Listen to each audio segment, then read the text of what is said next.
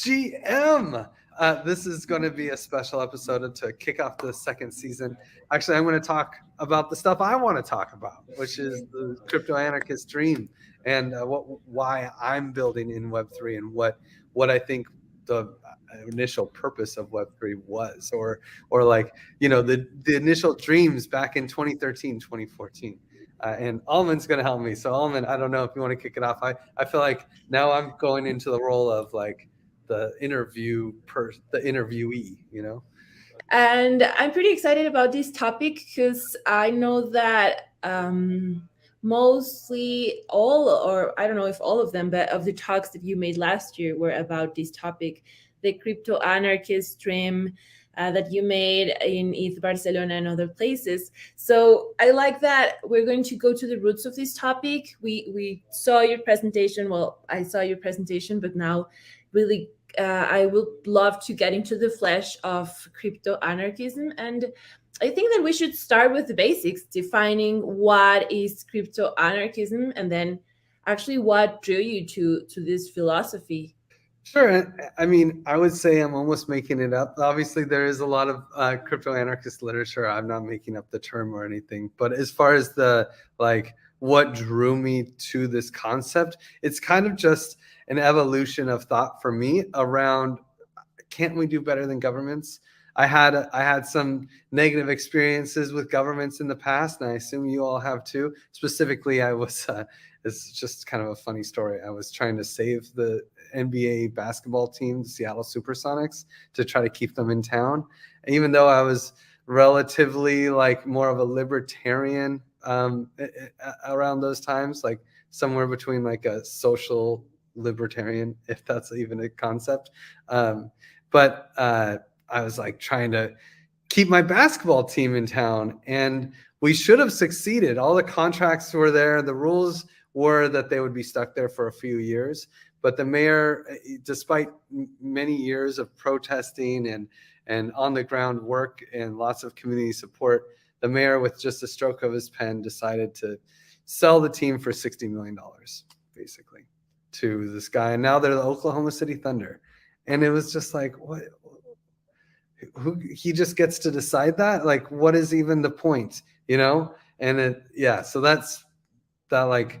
that blew my mind. I left the States. I became a crazy anarchist basically after that.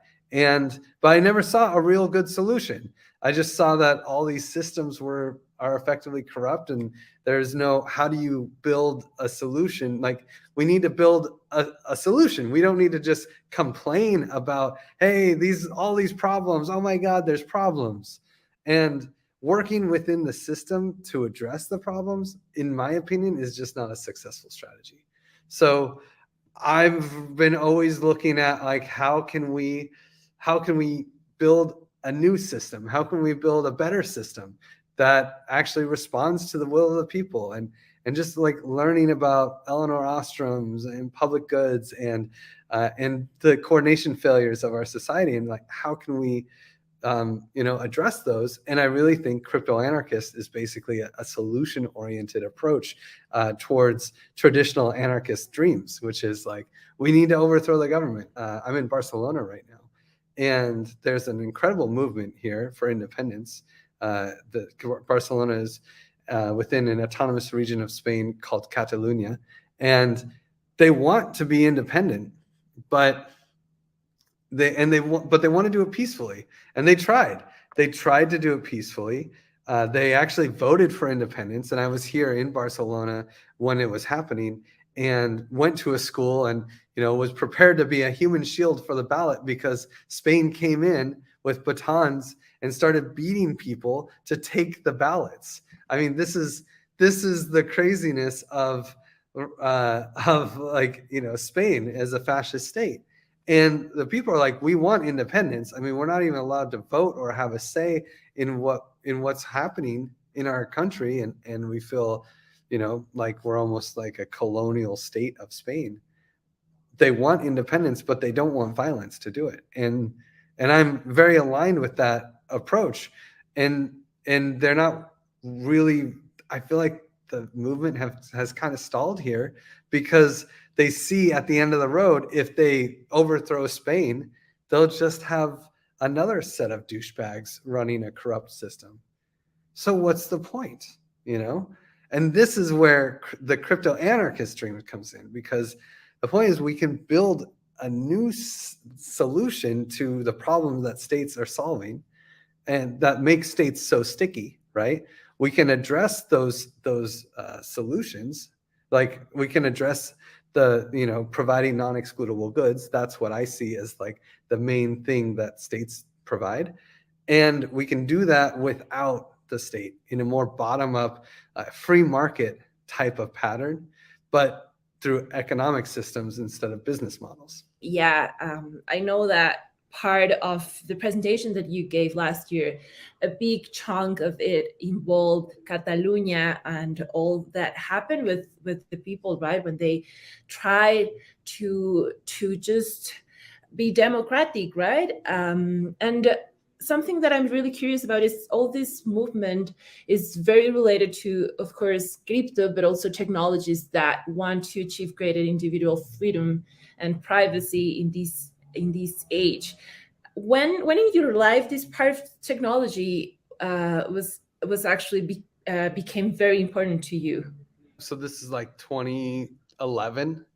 I basically, actually even 2010, I started buying gold and silver and like not holding money in banks.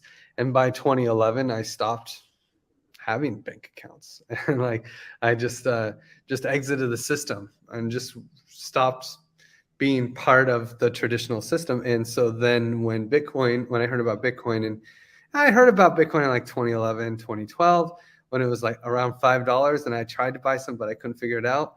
So, you know, oh well. When finally Coinbase came out, and it was really easy to buy Bitcoin, a friend of mine figured it out, and I had him buy some for me. I traded gold and silver for it, you know, and that's and it was just solving a real problem, which is it's really annoying to have to store your value in physical objects that are like hiding under your friend's bed. You know, like that's literally, I just had gold and silver in a box under my buddy's bed, you know, like that's not nearly as nice as having private keys. And the more I learned, the more powerful I saw how powerful this technology was. And in 2013, 2014, everyone was talking about how we can replace governments with this kind of technology. Like this was a dominant theme at that time. And since then, that theme has actually grown stronger. Like the community that was talking about these concepts, it doesn't seem like it, but they're actually stronger, way stronger, 10x stronger than they were in 2013. It's just there's other groups, specifically groups of people who just want to make money, that are like 1,000 times stronger, you know, and there's so many of them that it feels like the crypto anarchist crew is kind of drowned out. The growth in crypto anarchy is like incredible, but if you compare it to the fraction of mind share of the crypto space, it's gone down a lot. Yeah. Because a lot of new entrants came in to use this technology just to make money for themselves and not actually address important problems that we all know governments suck. You still define yourself as a crypto anarchism, but I think that you are a different type of crypto anarchism of like in 2013 than now. Do you see that too? And you mentioned that there's a big movement of crypto anarchists too. How they their values and how this philosophy change in your opinion? So before it was kind of like, well, we need crypto anarchy is just the next evolution of how we coordinate our societies, and it's more efficient. We can get more done with less cost, and also the will of the people. Like these systems can better respond to the demand of the market for public goods, basically, and that's kind of the concept that I was always working with. And now it's more like, holy crap, governments are not going to be able to restrain AI from taking off, and the incentives are totally misaligned. we need to build solutions now. And are we too late? Like, I mean, we have to try. We might even be too late. Technology is going to continue to grow exponentially, and that is going to create more and more catastrophic risk, whether it's nanobots or AI or climate change or this ocean acidification, like nuclear power catastrophe. I mean, there's literally a war in Ukraine right now. Ukraine has the largest nuclear power plant facilities in all of Europe. I mean, I assume there's some things that could go wrong here, right? And we can't stop these things. We're not coordinating effectively globally to address these issues. So I think that the systems that will replace governments one day can also start being used to address these issues. We can see this evolution of the movement, different problems.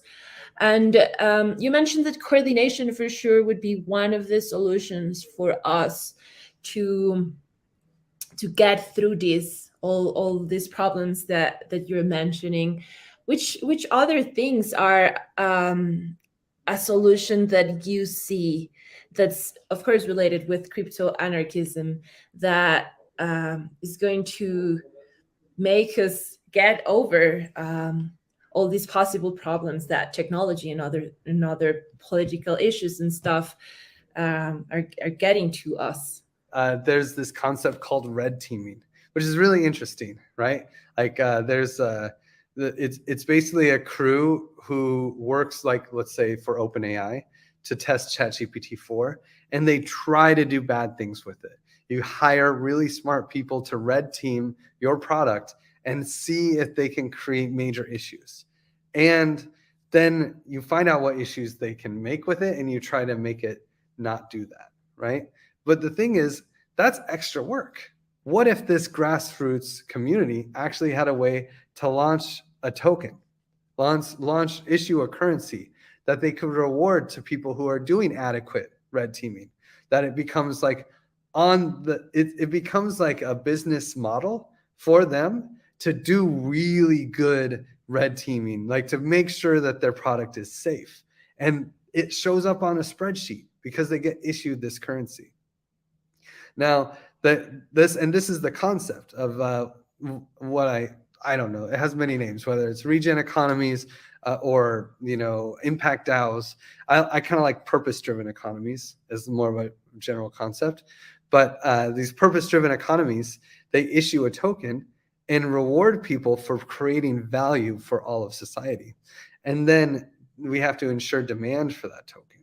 And so are they selling these tokens like carbon credits to governments? Is there some kind of like early access to AI products that people who own these tokens can get, or some kind of benefits that can create demand for the tokens, so that that whole industry can function still with like this profit incentive, but without it taking away from like basically externalizing costs.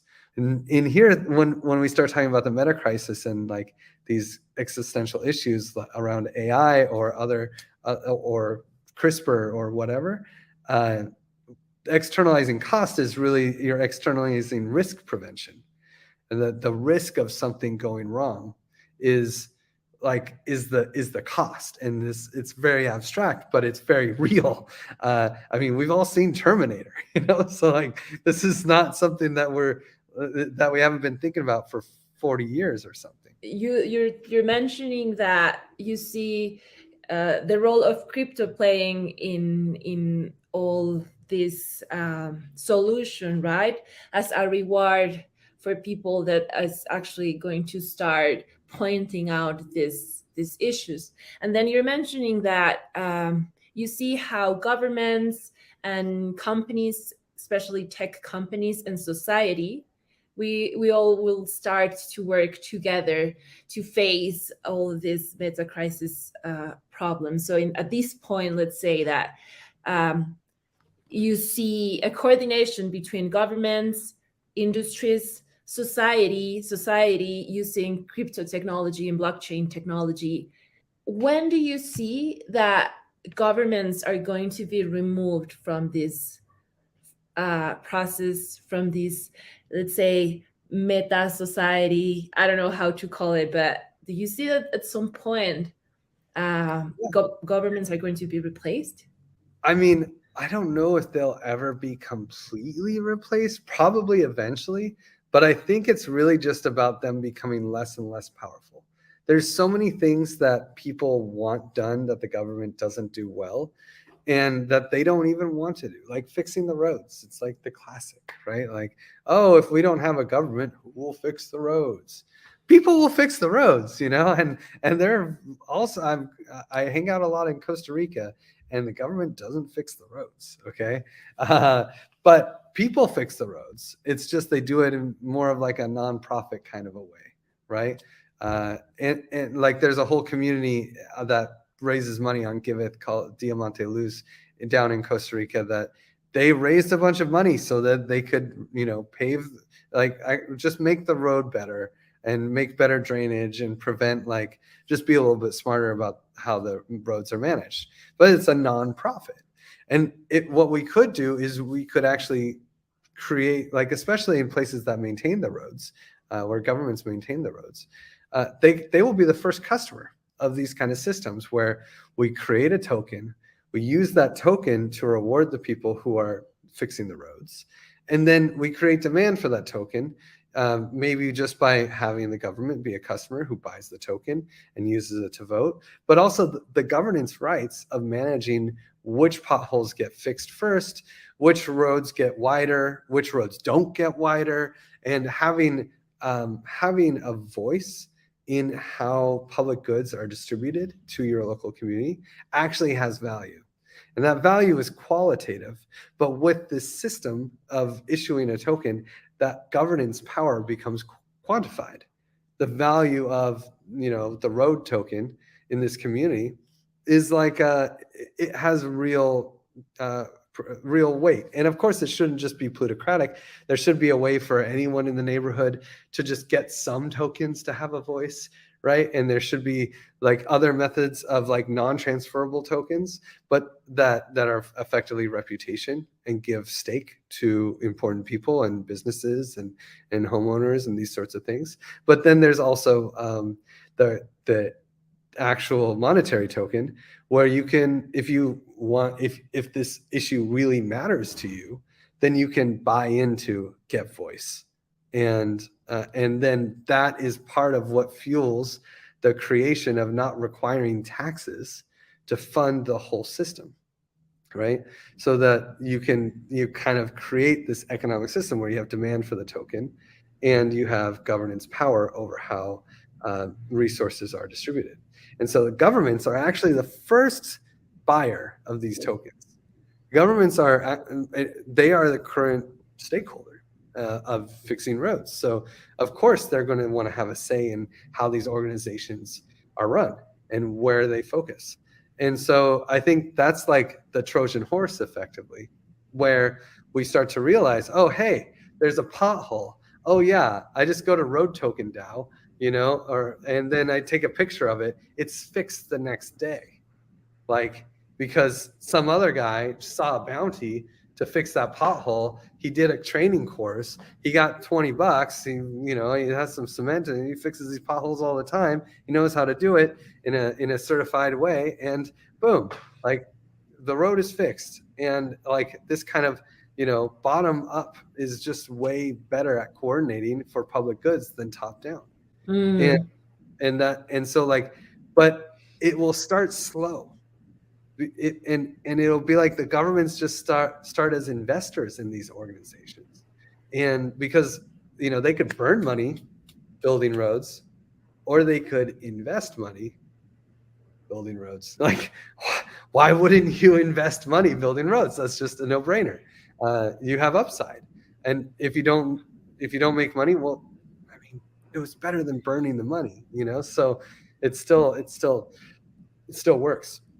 So then you start having these systems where governments are using these methods to manage their own public goods because it's more efficient financially, so they can spend money on the stupid things that no one wants them to do. But then when Barcelona wants to become independent, or Ukraine wants to rebuild post-war, they might structure things a little bit differently. They don't have as powerful as a central government because they can also implement some of these other strategies that already exist.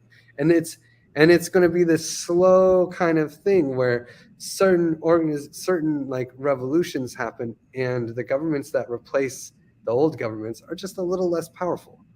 And governments that are currently in power, people see other ways to solve problems that they used to rely on the government for, where they don't need to pay taxes to the government and then have the government send the money to the org. They could Yeah. just skip the government and send what they were paying in taxes to organizations that are providing value they like to see in their neighborhood. And these things start to, like, it's really like the legitimacy and the power of the government starts to dissolve over time. Dissolve. Yeah. It's a slow process. It's very theoretical. This is the theory I'm working on, but it is practical. It's a real solution, and I don't see too many solutions out there for this problem. Most of the anarchists I see, they just complain, man. They just complain, and that doesn't make any sense to me. If you want to complain, like, let's propose something else. And some people, a lot of them have solutions. They're not usually very good, and they have obvious holes. This is like, hey, yeah, sure, nation state armies and stuff, that's not going to be replaced by a DAO anytime soon.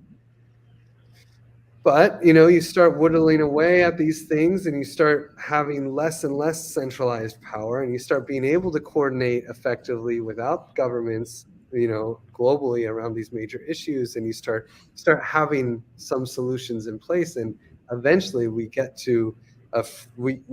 get to a place where there are lots of nations that don't have governments. I think the first step is to build some systems that don't need a government to have control of an area, and still they have wealth. With this in mind, I know that Giveth is doing this, but could you mention any other successful crypto anarchist projects that have made a positive impact in society too, for us to have, like, maybe not going too much into the theory, but actually seeing on the ground examples of, wow, this is working, or this worked? Yeah, I mean, first off, it's like Giveth is meeting people where they are, and so it may not seem like we're launching micro economies, but we're working with the Common Stack, and the Common Stack is really the the regen economy research arm, applied research, where we launched the Token Engineering Commons, and we're working on launching other micro economies around causes that nonprofits could reuse this pattern. And eventually, when the pattern of like micro economies, where like you can build a small economy that has like $500,000 market cap, maybe even less, but they can launch successfully and govern themselves, produce value, and like capture the value that they produce for society, and actually have an economic system, but starting small. So like that's once we have a few of those really running successfully, then the Giveth can turn that into something we can make a platform of, and nonprofits, traditional nonprofits and mutual aid groups and activist groups, they can come into Giveth, learn some Web3 tips and tricks, and then they can actually like take the slippery slope towards launching their own DAO and their own economy. But that's like the long-term vision of Giveth. As far as projects that have been successful, I would say ENS is very successful. Bitcoin is extremely successful. Bitcoin is really the first purpose-driven economy, regen economy, supposed to be an alternative to nation state, to the international banking system. And it really is. It really is. People are sending money all over the world all day, every day with Bitcoin. And it has become a successful alternative. and an example of a public good, a valuable service to the world that's not funded by donations, not funded by taxes. Instead, they issue a token and they create demand for that token. Now, the problem with Bitcoin is like Balaji is saying, hey, Bitcoin's going to go to $1 million. That would be a horrible thing if Bitcoin went to $1 million. It would be a horrible thing for all of us, because that would mean there's an incentive that every 10 minutes for Bitcoin miners to burn $6 million worth of electricity every 10 minutes. But anyway, Bitcoin, despite that existential risk, is actually a huge example of a regen economy or a purpose-driven network that has addressed some issues. And Ethereum's even more powerful. Ethereum, it's the same system, except there isn't this power issue, right? It's a proof of stake mechanism. So we're not using as much power as Bitcoin.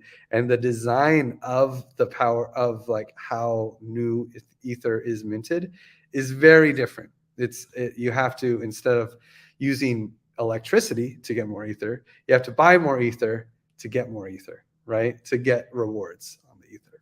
And also, Ethereum is just a very useful structure. They used to call it the world computer. And it's this network where anyone, doesn't matter, you don't need permission from the government or some bureaucrat to deploy things on the Ethereum network, and anyone can interact with them. There's so much innovation on top of Ethereum.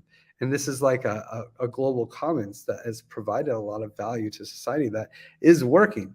The main thing here is that they're rewarding computational power. And it's really easy to reward computational power. It's a lot easier to reward, it's a lot harder to reward taking care of the homeless or building roads. This is more like scoring points in a multiplayer game, like an massive online multiplayer game. And so, but that's the thing. We can gamify public goods. We could create a system where people score points for providing value for society, and those points have a mix of, transferable value. Kind of like to close this discussion, and of course you can add whatever you like. There are some people that criticize this movement for being really elitist, let's say, or to include only people that has access to technology. And I think that this is part of what you were mentioning, that anarchists, and at least the anarchists that I know, they're very, as you mentioned, they're very negative. They don't really bring a lot of solutions. What would you say to those critiques? Because we cannot deny that. It's true that is now a very little part of the population that has access to crypto. And so what would you say to that? I would say that they're right, that the bulk of crypto deserves the criticism. It's gross. I'm not a fan of a lot of projects that are, and even a lot of projects I am a fan of. I'm a steward for ENS, Gitcoin, and Optimism and Arbitrum, and none of them have reputations. Well, Optimism has a citizen system where there is a one person, one vote, kind of the beginning of a reputation system. None of the other projects have reputation systems, but it's because they have no clarity and they have too much money, and their investors are coming in with expectations of recreating a stock on crypto, whether they say it or not. It's just, they may not say that because it's not, you can't say that. Everyone's worried about the SEC and what will happen, and it's because they have too much money at risk. And because it's about money, right? When you're actually solving real problems for society, it's not about money. It's about solving problems. But of course, money is an important part, because people work for money, people need to pay rent, so there does have to be a component of money. But when the focus is money for money's sake, the projects are horrible. Like when the focus is infrastructure for money's sake, the projects are a little bit better. But when the focus is on helping the homeless for society's sake, That's when the projects get really good, and you don't hear about them because they don't have the money for mass marketing, but they're out there and they're killing it right now. There's so much advancement, and it's just you don't hear it. And that's okay. What I would say is if you have a real cool project that you want to build, or a real solution that you want to create, we're starting to get to the point where you can start using crypto as part of your solution. And if you can talk and you can complain all you want, but if you want to be part of the solution, I'm happy to talk about how we can make your project a success with cryptocurrencies involved.